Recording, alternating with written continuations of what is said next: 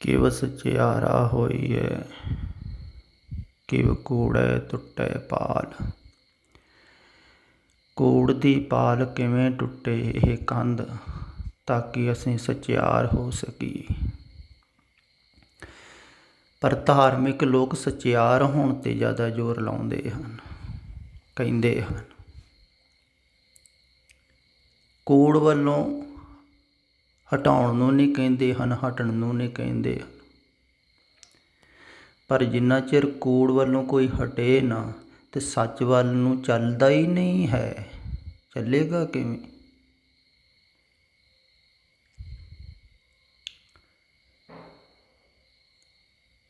ਸੱਚ ਵੱਲ ਨੂੰ ਉਹ ਹੀ ਚੱਲਦਾ ਹੈ ਜਿਹੜਾ ਦੇਖ ਲੈਂਦਾ ਹੈ ਵੀ ਕੂੜ ਕੂੜ ਹੈ, ਝੂਠ ਝੂਠ ਹੈ, ਵਿਅਰਥ ਹੈ, ਅਸਾਰ ਹੈ। ਉਹਦੀ ਯਾਤਰਾ ਫਿਰ ਸ਼ੁਰੂ ਹੁੰਦੀ ਹੈ ਸੱਚ ਵੱਲ ਨੂੰ। ਭਾਵ ਕਿ ਜਿਹੜਾ ਬਿਮਾਰੀ ਛੱਡਣ ਨੂੰ ਤਿਆਰ ਹੈ ਉਹ ਫਿਰ ਔਸ਼ਧੀ ਲੈਣ ਨੂੰ ਵੀ ਤਿਆਰ ਹੋ ਜਾਂਦਾ ਹੈ। ਫਿਰ ਔਸ਼ਧੀ ਵਾਸਤੇ ਵੈਦ ਲੱਭਦਾ ਹੈ ਵੀ ਚੰਗਾ ਵੈਦ ਕੋਈ ਲੱਭੇ, ਉਹਦੇ ਕੋਲ ਔਸ਼ਧੀ ਲਵਾਂ ਤਾਂ ਕਿ ਬਿਮਾਰੀ ਛੇਤੀ ਠੀਕ ਹੋਵੇ। ਕਹਿੰਦੇ ਨੇ ਚੰਗਾ ਵੈਦ। ਅਤੇ ਚੰਗੇ ਵੈਦ ਜਿਨ੍ਹਾਂ ਨੂੰ ਮਿਲੇ ਸਨ, ਜਿਵੇਂ ਬਾਬਾ ਲਹਿਣਾ ਜੀ ਨੂੰ ਵੈਦ ਮਿਲੇ ਸਨ ਉੱਚ ਕੋਟੀ 'ਤੇ, ਬਾਬਾ ਨਾਨਕ ਜੀ। ਅਤੇ ਸ੍ਰੇਸ਼ਟਤਮ ਜਿਹੜਾ ਵੈਦ ਹੈ ਨਾ, ਉਹ ਥੋੜ੍ਹੀ ਔਸ਼ਧੀ ਦਿੰਦਾ ਹੈ, ਪਰਹੇਜ਼ ਵੱਧ ਕਰਾ ਦਿੰਦਾ ਹੈ, ਅਤੇ ਮਰੀਜ਼ ਛੇਤੀ ਠੀਕ ਹੋ ਜਾਂਦਾ। ਨਾਲੇ ਇਹ ਵੀ ਅਕਸਰ ਕਹਿੰਦੇ ਹਨ ਡਾਕਟਰ ਵੀ ਜਿਹੜਾ ਮਰੀਜ਼ ਰੋਗ ਛੱਡਣ ਨੂੰ ਤਿਆਰ ਹੋ ਜਾਂਦਾ ਹੈ ਨਾ, ਬਿਮਾਰੀ ਛੱਡਣ ਨੂੰ, ਉਹਨੂੰ ਔਸ਼ਧੀ ਦੀ ਘੱਟ ਲੋੜ ਪੈਂਦੀ ਹੈ। ਜਿਹੜਾ ਰੋਗ ਨਹੀਂ ਛੱਡਦਾ ਹੈ ਉਹਨੂੰ ਔਸ਼ਧੀਆਂ ਜਿੰਨੀਆਂ ਮਰਜ਼ੀ ਦੇਈ ਜਾਓ, ਦਵਾਈਆਂ ਲੱਗਦੀ ਹੀ ਨਹੀਂ ਦਵਾਈ, ਕਿਉਂਕਿ ਰੋਗ ਨਹੀਂ ਨਾ ਛੱਡ ਰਿਹਾ। ਇੱਦਾਂ ਸੰਸਾਰ ਰੋਗ ਹੈ ਅਤੇ ਨਾਮ ਦਵਾਈ। ਪਰ ਜਿਹੜਾ ਰੋਗ ਨਹੀਂ ਛੱਡ ਰਿਹਾ ਹੈ, ਦਵਾਈ ਖਾ ਰਿਹਾ ਹੈ, ਉਹਦਾ ਰੋਗ ਮਿਟਦਾ ਥੋੜ੍ਹੀ। ਅਤੇ ਜਿਹੜਾ ਰੋਗ ਛੱਡਣ ਨੂੰ ਤਿਆਰ ਹੋ ਗਿਆ, ਜਿਹਨੇ ਛੱਡਿਆ ਰੋਗ, ਕੂੜਿਆਰਾਂ ਚਿੱਤ ਉਦਾਸ, ਜਿਨ੍ਹਾਂ ਦਾ ਕੂੜਿਆਰਾਂ ਦੇ ਵਿੱਚ ਚਿੱਤ ਉਦਾਸ ਹੋ ਗਿਆ, ਕਹਿੰਦੇ ਨਾ ਸੰਸਾਰ ਵੱਲੋਂ ਉਦਾਸ ਹੋ ਗਿਆ, ਵੈਰਾਗ ਹੋ ਗਿਆ, ਤੋ ਚੱਲ ਪਿਆ ਫਿਰ ਪੂਰਨ ਵੈਦ ਦੀ ਖੋਜ ਵਿੱਚ ਅਤੇ ਬਾਬੇ ਲਹਿਣੇ ਜੀ ਨੂੰ ਮਿਲੇ। ਅਤੇ ਫਿਰ ਦੂਸਰੀ ਗੱਲ ਇਹ ਹੈ ਵੀ ਕੂੜ ਕੁੜਿਆਰੀ ਜਾਏ ਰਲੇ, ਸਚਿਆਰ ਸਿੱਖ ਬੈਠੇ ਸਤਿਗੁਰੂ ਪਾਸ।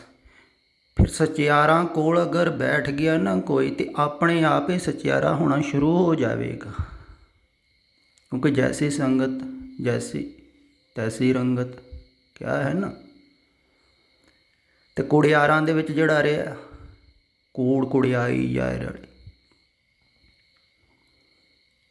ਕਿਉਂਕਿ ਜਿਹੜਾ ਝੂਠ ਦੇ ਵਿੱਚ ਪਰਚਿਆ ਹੋਇਆ ਹੈ, ਝੂਠ ਦੀ ਵਿਚਾਰਧਾਰਾ ਨਾਲ ਲੱਗਿਆ ਹੋਇਆ, ਉਹ ਤੁਹਾਨੂੰ ਝੂਠ ਦੇ ਨਾਲ ਹੀ ਜੋੜੇਗਾ ਨਾ। ਤਾਂ ਉਹਨਾਂ ਨਾਲੋਂ ਤਾਂ ਸੰਬੰਧ ਤੋੜਨੇ ਹੀ ਪੈਣਗੇ ਨਾ। ਤੋੜ ਕੇ ਹੀ ਆਏ ਸਨ ਨਾ ਗੁਰੂਆਂ ਕੋਲ। ਬਾਬਾ ਲਹਿਣਾ ਜੀ ਕੁੜਿਆਰਾਂ ਨੂੰ ਤੋੜ ਕੇ ਹੀ ਆਏ ਸਨ ਨਾ ਸਚਿਆਰ ਹੋਣ ਵਾਸਤੇ, ਸਚਿਆਰ ਕੋਲ। ਅਤੇ ਕੁੜਿਆਰਾਂ ਵੱਲੋਂ ਤਾਂ ਤੋੜਨੀ ਪਵੇਗੀ ਨਾ ਸੰਸਾਰ ਵੱਲੋਂ, ਪਰ ਕੁੜਿਆਰਾਂ ਵੱਲੋਂ ਤੋੜਨੀ ਬੜੀ ਕਠਿਨ ਹੈ। ਅੱਜ ਹੀ ਇੱਕ ਟੈਲੀਫੋਨ ਆਇਆ ਸੀ ਮਲੇਸ਼ੀਆ ਤੋਂ, ਗੁਰਮੁਖ ਪਿਆਰੇ ਦਾ। ਉਹ ਕਹਿੰਦਾ ਉੱਦਾਂ ਤਾਂ ਮੈਂ ਇਕੱਲਾ ਰਹਿੰਦਾ ਹਾਂ, ਪਰ ਕਦੇ ਕਦੇ ਰਿਸ਼ਤੇਦਾਰ ਆ ਜਾਂਦੇ, ਯਾਰ ਦੋਸਤ ਆ ਜਾਂਦੇ, ਉਹਨਾਂ ਦੇ ਕਰਕੇ ਪਰੇਸ਼ਾਨ ਹੋ ਜਾਣ, ਕਿਉਂਕਿ ਉਹ ਸੰਸਾਰਿਕ ਵਿਚਾਰਧਾਰਾ ਤੋਰ ਲੈਂਦੇ ਆ। ਸਾਰੇ ਆਪਣੀ ਆਪਣੀ ਸੰਸਾਰਿਕ ਗੱਲਾਂ ਕਰਨੀਆਂ ਸ਼ੁਰੂ ਕਰ ਦਿੰਦੇ ਹੁਣ। ਅਤੇ ਮੈਂ ਕਿਹਾ ਉਹਨਾਂ ਨਾਲੋਂ ਤਾਂ ਤੋੜਨੀ ਪਵੇਗੀ। ਇਹ ਗੱਲ ਖਿਆਲ ਵਿੱਚ ਰੱਖਣ ਯੋਗ ਹੈ। ਸੰਸਾਰੀਆਂ ਨਾਲੋਂ ਤੋੜਨੀ ਹੀ ਪਵੇਗੀ। ਜਿਹੜੇ ਸੰਸਾਰ ਵੱਲ ਨੂੰ ਤੁਹਾਨੂੰ ਲਾਉਂਦੇ ਹਨ, ਉਹ ਭਾਵੇਂ ਕਿੰਨੇ ਵੀ ਨੇੜੇ ਹੋਣ ਤੁਹਾਡੇ, ਕਿਉਂਕਿ ਉਹ ਤੁਹਾਨੂੰ ਸੰਸਾਰ ਵੱਲ ਨੂੰ ਖਿੱਚਣਗੇ। ਅਗਰ ਤੁਸੀਂ ਸਚਿਆਰ ਹੋਣਾ ਹੈ ਤਾਂ ਕੂੜਿਆਰਾਂ ਚਿੱਤ ਉਦਾਸ, ਉਦੋਂ ਚਿੱਤ ਹਟਾਉਣਾ ਪਵੇਗਾ। ਅਤੇ ਜਿਹੜੇ ਸੰਸਾਰ ਵਿੱਚ ਲਾਉਂਦੇ ਆ ਰਿਸ਼ਤੇਦਾਰ, ਮਿੱਤਰ, ਦੋਸਤ, ਉਹਨਾਂ ਨਾਲ ਤੋ ਫਿਰ ਜਿਹੜਾ ਤੋੜਦਾ ਹੈ ਨਾ ਕੁੜਿਆਰਾਂ ਵੱਲ, ਉਹ ਫਿਰ ਸਚਿਆਰ ਕੋਲ ਕੇ ਜਾ ਕੇ ਬੈਠਦਾ। ਫਿਰ ਸਚਿਆਰ ਆਪਣੇ ਆਪ ਹੀ ਹੁੰਦਾ ਰਹਿੰਦਾ, ਜਿਵੇਂ ਬਾਬਾ ਲਹਿਣਾ ਜੀ ਸਹਿਜ ਹੈ। ਕਿਉਂਕਿ ਜਿੰਨਾ ਨੇੜੇ ਹੁੰਦਾ ਹੈ ਸਚਿਆਰ ਦੇ, ਓਨਾ ਹੀ ਉਹ ਸਚਿਆਰ ਹੁੰਦਾ ਰਹਿੰਦਾ। ਤਦੇ ਹੀ ਬਾਬੇ ਲਹਿਣੇ ਜੀ ਨੂੰ ਨਾਮ ਦਿੱਤਾ ਸੀ ਅੰਗਦ। ਅੰਗਦ ਦਾ ਭਾਵ ਕਿ ਅੰਗ ਦੇ ਨਾਲ ਇੱਕ ਹੋ ਗਿਆ ਅਤੇ ਗਦ ਗਦ ਹੋ ਗਿਆ, ਭਾਵ ਕਿ ਇੰਨੀ ਨੇੜਤਾ ਹੋ ਗਈ, ਨੇੜਤਾ ਹੋਈ ਅੰਦਰੋਂ। ਆਪਣੇ ਵਿਚਾਰ ਛੱਡ ਦਿੱਤੇ ਬਾਬੇ ਲਹਿਣੇ ਨੇ,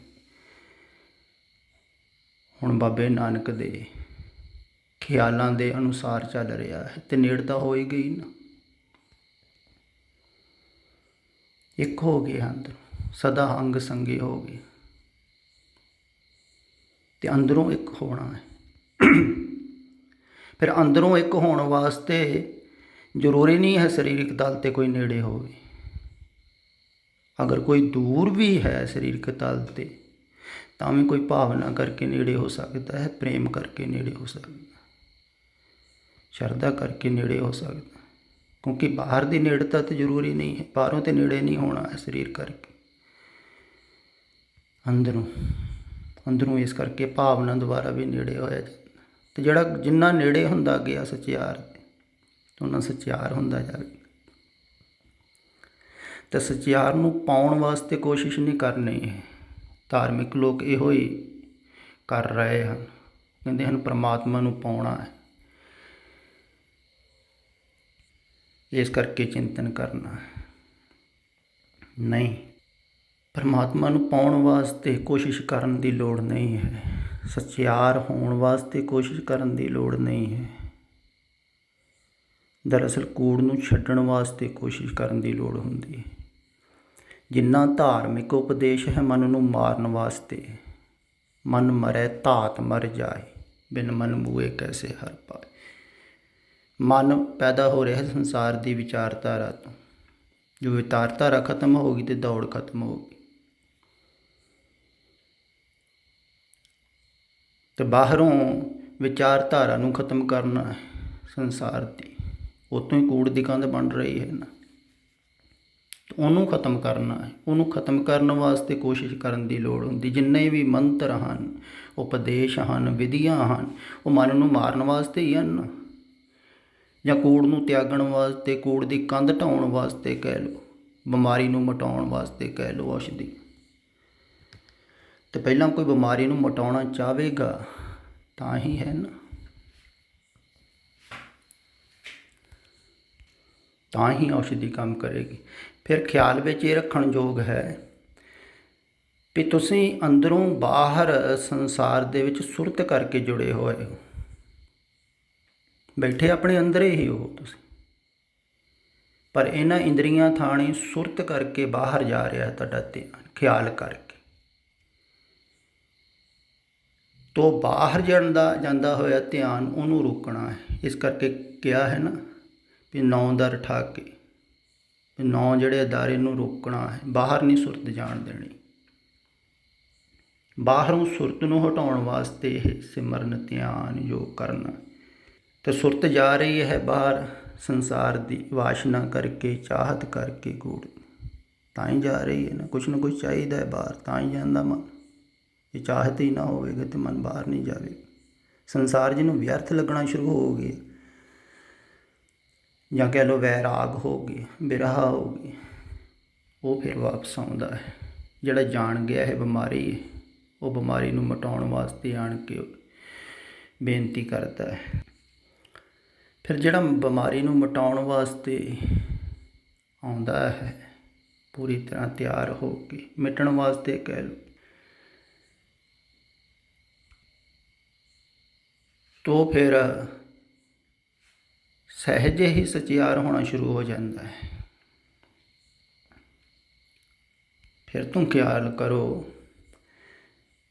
ਵੀ ਜਿਵੇਂ ਕਹਿੰਦੇ ਹਨ ਨਾ, ਲਿਵ ਛੁਟਕੀ ਲਾਗੀ ਤ੍ਰਿਸ਼ਨਾ ਮਾਇਆ ਅਮਰ ਵਰਤਾਇਆ।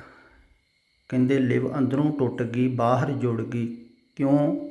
ਤ੍ਰਿਸ਼ਨਾ ਕਰਕੇ, ਵਾਸ਼ਨਾ ਕਰਕੇ, ਚਾਹਤ ਕਰਕੇ। ਸੰਸਾਰ ਬਾਹਰ ਜੁੜ ਗਈ ਨਾ।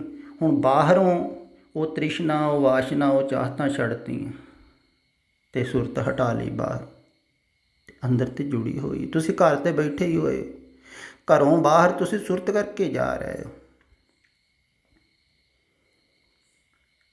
ਧਿਆਨ ਕਰਕੇ ਜਾ ਰਹੇ ਹੋ। ਇਸੇ ਕਾਰਨ ਹੀ ਕਿਹਾ ਜਾਂਦਾ ਨਾ, ਪਹਿਲਾਂ ਸੰਸਾਰ ਵੱਲੋਂ ਧਿਆਨ ਹਟਾਉਣਾ ਹੈ, ਸੰਸਾਰ ਤੋਂ ਮੁਕਤ ਹੋਣਾ ਹੈ। ਅਗਰ ਕੋਈ ਪੁੱਛਦਾ ਹੈ ਮੈਨੂੰ ਵੀ ਸਿਮਰਨ ਕਰਨਾ, ਧਿਆਨ ਕਰਨਾ ਵੀ ਕਿਵੇਂ ਕਰੀਏ, ਮੈਂ ਉਹਨੂੰ ਪੁੱਛਦਾ ਹਾਂ ਵੀ ਕਾਹਦੇ ਵਾਸਤੇ ਕਰਨਾ। ਵੀ ਅਗਰ ਤਾਂ ਸੰਸਾਰ 'ਚ ਕੁਛ ਪਾਉਣ ਵਾਸਤੇ ਕਰਨਾ, ਫਿਰ ਤਾਂ ਤੂੰ ਜਾ ਹੋਰ ਕਿਸੇ ਕੋਲ ਪੁੱਛ। ਜੇ ਮੁਕਤ ਹੋਣ ਵਾਸਤੇ ਕਰਨਾ ਸੰਸਾਰ ਤੋਂ, ਤਾਂ ਪਹਿਲਾਂ ਮੁਕਤ ਹੋਣ ਦੀ ਤਿਆਰੀ ਕਰ। ਤੂੰ ਮੁਕਤ ਹੋਣਾ ਚਾਹੁੰਦਾ ਹੈ ਸੰਸਾਰ ਤੋਂ, ਕੂੜ ਨੂੰ ਤਿਆਗਣਾ ਚਾਹੁੰਦਾ, ਕੂੜ ਦੀ ਕੰਧ ਢਾਉਣੀ ਚਾਹੁੰਦਾ। ਜੇ ਚਾਹੁੰਦਾ ਹੈ ਤਾਂ ਫਿਰ ਸਮਝ ਲੈ ਅੱਧਾ ਕੰਮ ਤਾਂ ਹੋ ਹੀ ਗਿਆ। ਫਿਰ ਸਹਿਜੇ, ਕਿਉਂਕਿ ਰੋਗ ਨੂੰ ਮਿਟਾਉਣਾ ਚਾਹੁੰਦਾ ਹੈ ਜਿਹੜਾ, ਉਹਦੇ ਵਾਸਤੇ ਔਸ਼ਧੀ ਥੋੜ੍ਹੀ ਹੀ ਕੰਮ ਆ ਜਾਵੇਗੀ। ਅਤੇ ਜਦੋਂ ਕੋਈ ਪੂਰਾ ਹੈ ਧਿਆਨ ਹਟਾ ਲੈਂਦਾ ਹੈ ਬਾਹਰੋਂ, ਤਾਂ ਉਹਨੂੰ ਫਿਰ ਆਪਣੇ ਘਰ ਦਾ ਜਿਹੜਾ ਹੈ ਅੰਦਰਲਾ ਖਿਆਲ ਆਉਂਦਾ ਹੈ, ਪਤਾ ਲੱਗਦਾ ਹੈ ਵੀ ਇਹ ਹੀ ਆਪਣਾ ਘਰ ਹੈ। ਜਦੋਂ ਬਾਹਰਲੇ ਘਰ ਸਭ ਛੁੱਟ ਜਾਂਦੇ ਹਨ, ਬਾਹਰਲੀ ਭਟਕਣਾ ਮਿਟ ਜਾਂਦੀ, ਤਾਂ ਆਪਣੇ ਘਰ ਦਾ ਅੰਦਰ ਖਿਆਲ ਆਪਣੇ ਆਪ ਹੀ ਆਉਣਾ ਸ਼ੁਰੂ ਹੋ ਜਾਂਦਾ। ਕਿਉਂਕਿ ਬਾਹਰ ਨਹੀਂ ਨਾ ਸੁਰਤ ਜਾ ਰਹੀ, ਜਿਹੜੇ ਕਾਰਨ ਕਰਕੇ ਜਾ ਰਹੀ ਉਹ ਕਾਰਨ ਹੀ ਛੱਡ ਦਿੱਤੇ, ਅੰਦਰ ਬੈਠ ਗਏ।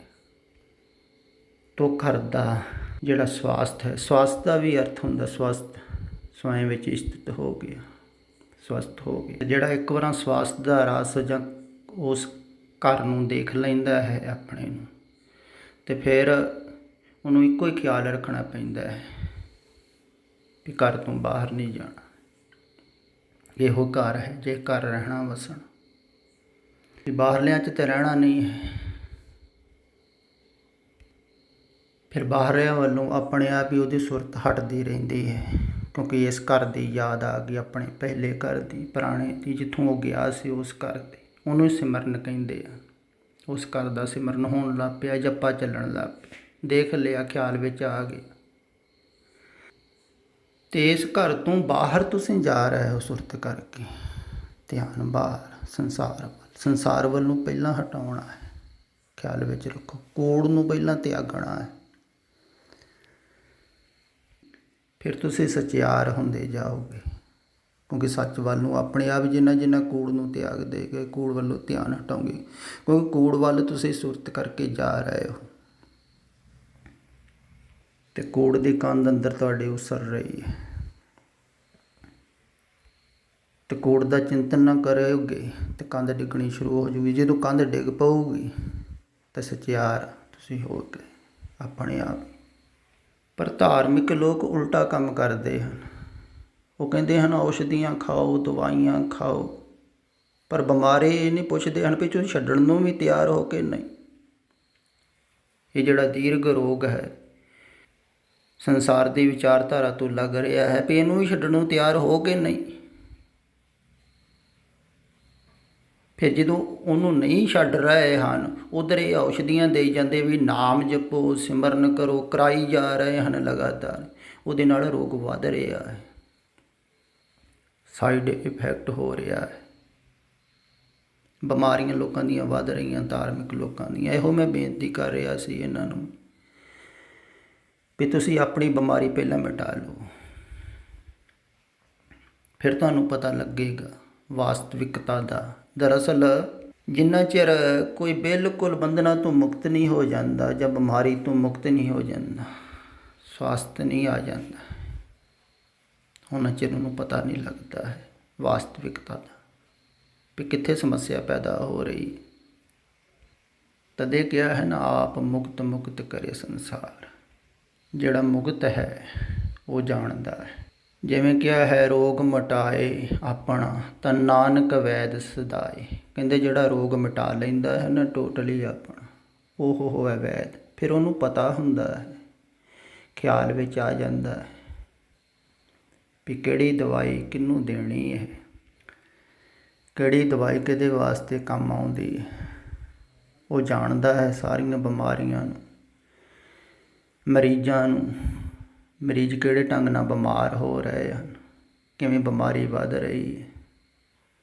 ਤੋ ਦਇਆ ਵਸ ਫਿਰ ਇਹ ਕਹਿੰਦਾ ਹੈ, ਔਸ਼ਧੀਆਂ ਦਿੰਦਾ ਹੈ, ਸ਼ਬਦਾਂ ਦੁਆਰਾ ਔਸ਼ਧੀ ਕਰ ਕਰ ਪਹੁੰਚਾਉਂਦਾ ਹੈ। ਦੇਖੋ ਪੁਰਾਣੇ ਸਮਿਆਂ 'ਚ ਐਸਾ ਨਹੀਂ ਸੀ ਹੁੰਦਾ, ਕੋਈ ਕੋਲ ਆਉਂਦਾ ਸੀ ਤੇ ਉਹਨੂੰ ਉਪਦੇਸ਼ ਦਿੱਤਾ ਜਾਂਦਾ ਸੀ ਔਸ਼ਧੀ। ਅਜੋਕੇ ਸਮੇਂ 'ਚ ਦੇਖੋ, ਇਹ ਸੋਸ਼ਲ ਮੀਡੀਆ ਦੁਆਰਾ ਦੂਰ ਵੀ ਔਸ਼ਧੀਆਂ ਪਹੁੰਚਾਈਆਂ ਜਾ ਸਕਦੀਆਂ ਹਨ।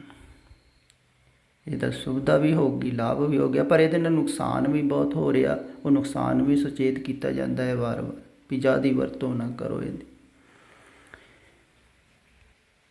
ਅਤੇ ਇਹਦੇ ਦੁਆਰਾ ਸਿਰਫ ਔਸ਼ਧੀ ਲਓ, ਇਹਦੇ ਦੁਆਰਾ ਬਿਮਾਰੀਆਂ ਵੀ ਮਿਲਦੀਆਂ ਹਨ ਅਤੇ ਕਈ ਰਾਤ ਦਿਨ ਬਿਮਾਰੀਆਂ ਵੀ ਇਹਦੇ ਦੁਆਰਾ ਲੈ ਰਹੇ ਆ। ਅਤੇ ਖਿਆਲ ਰੱਖੋ, ਅਤੇ ਪਹਿਲਾਂ ਬਿਮਾਰੀ ਮਿਟਾਉਣੀ ਹੈ, ਅਤੇ ਜਿਹੜਾ ਬਿਮਾਰੀ ਮਿਟਾਉਣ ਨੂੰ ਤਿਆਰ ਹੈ ਨਾ ਉਹਨੂੰ ਔਸ਼ਧੀ ਦਿਓ। ਔਖਦ ਹਰ ਕਾ ਨਾਮ ਹੈ, ਨਾਮ ਤਾਂ ਹੈ ਔਸ਼ਧੀ, ਪਰ ਬਿਮਾਰੀ ਪਹਿਲਾਂ ਖਿਆਲ ਵਿੱਚ ਲਓ, ਉਹਨੂੰ ਮਿਟਾਓ। ਪਹਿਲਾਂ ਆਪਣੀ ਮਿਟਾ ਲਓ, ਫਿਰ ਦੂਸਰਿਆਂ ਦੀ ਆਪਣੇ ਆਪ ਹੀ ਮਿਟੇਗੀ ਤੁਹਾਡੇ ਤੋਂ। ਨਹੀਂ ਤਾਂ ਤੁਹਾਡੇ ਤੋਂ ਨੁਕਸਾਨ ਹੋ ਰਿਹਾ ਹੈ।